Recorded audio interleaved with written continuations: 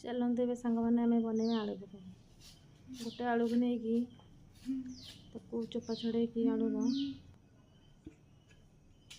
चोपा छड़े piece piece कर काटना मेसीन काटी सारा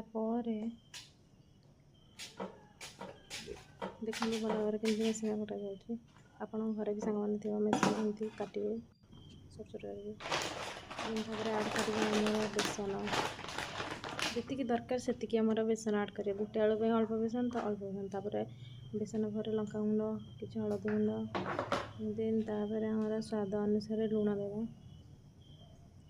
स्वाद अनुसार लुण दे सारा पर सांग मैंने चल आम ए पानी नहीं आड करवा गोलेवा बेसन को पानी देवा अल्प अल्प कारण बेसन पुणी पानिया हो जापे देखिकी आम पानी देवा पानी दे भल भाव गोलेवा बेसन देखते मुझे गोलूँ एमती गोले गोले भाग होगा। देन देखते ए रेडी होगा बेसन देन कटा आलू को आम आड कर गोलेवा बेसन देहरे बेसन भल भाव में लगिगला आलू देन एपटे तेल तेल बर्तमान गरम तापर आलू को आम पकेगा आलू को पकई सारा पर देखते सांग मैंने तेल गरम हो आलू बर्तमान उपरको हो सांगे सांगे एपट से तेल उड़े आलू को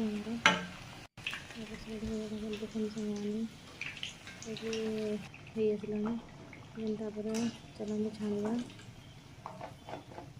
आलू को छाणी सारा पर आमर थाली रखाई देखते आमर आलू बेसन पकड़ देखते कमी देखा आलू बेसन पकड़।